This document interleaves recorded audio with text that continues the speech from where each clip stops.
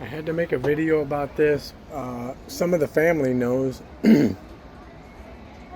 Most of the friends don't know, but we got down here, made a decision to not leave. There was a bunch of reasons to not leave. Wind, tidal current, tide. High tide was at noon. Every time we tried to leave, it was very windy. But it was like something was telling me to not leave. So we're like, well, let's wait this out. We only have a couple of weeks down here this time. So most of you guys know we were going to move the boat from here back up to Fort Pierce. But every step of the way, there was something telling me, don't leave, don't leave.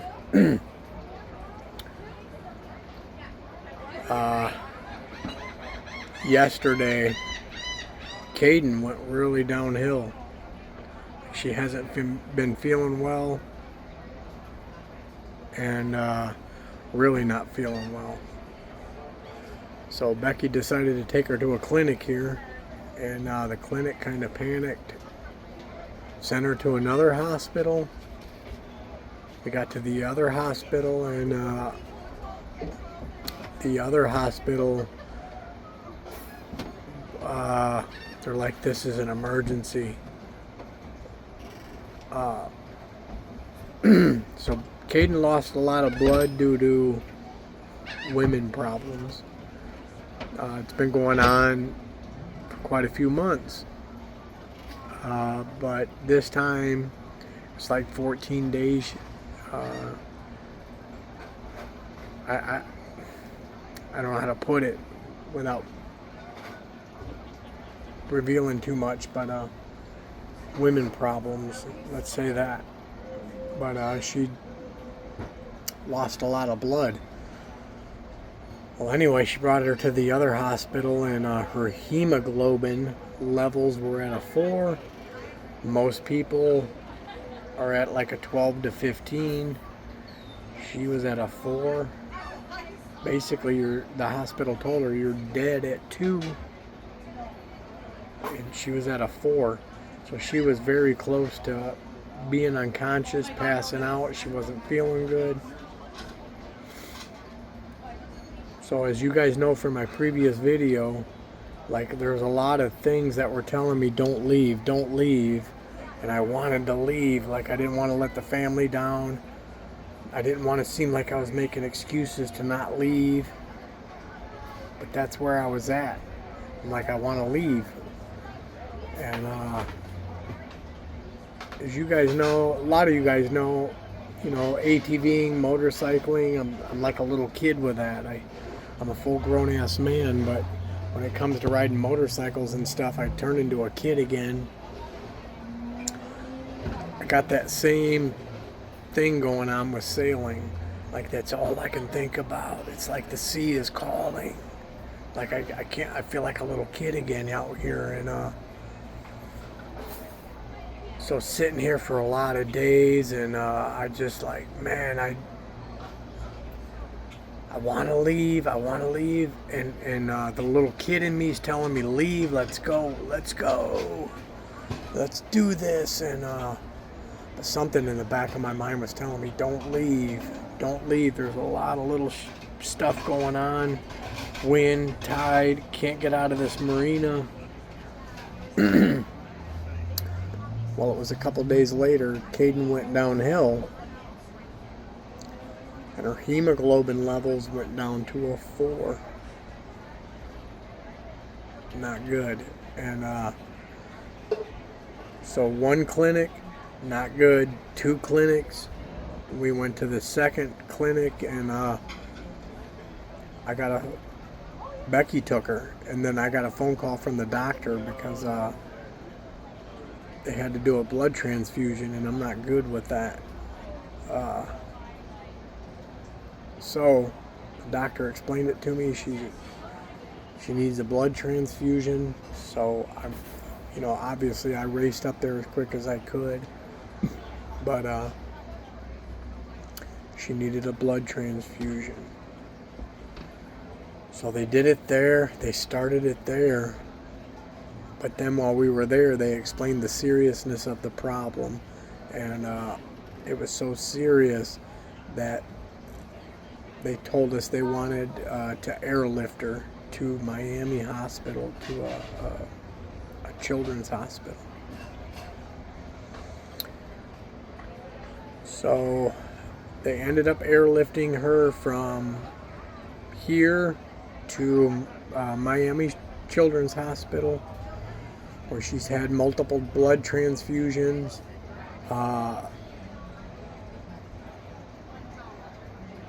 multiple iron transfusions.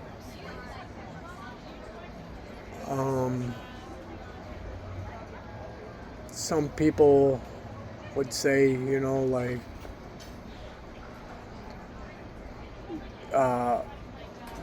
I'm sorry guys, I'm having a hard time talking about this.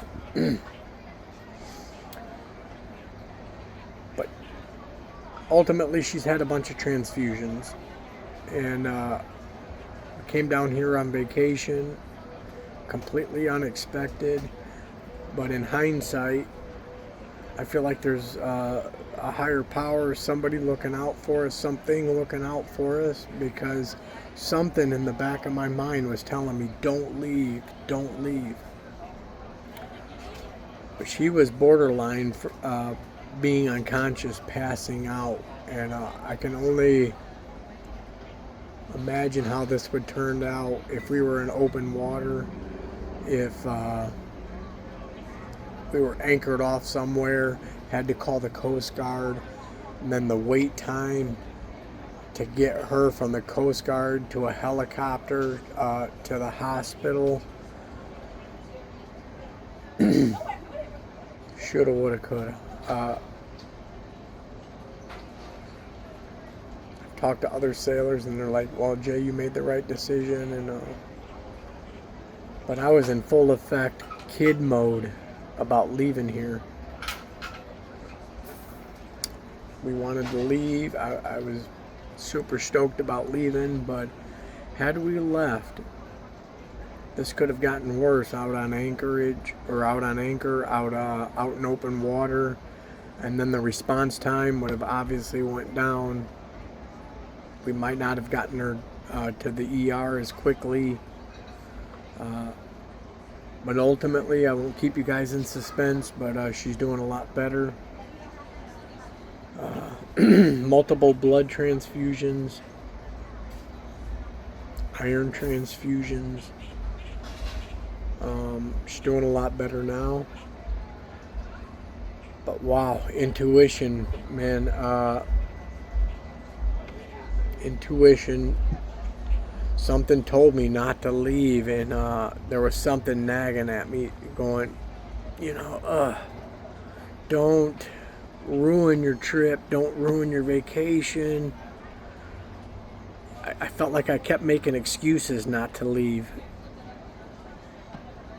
But ultimately, I think it was intuition. Something was telling me, don't leave.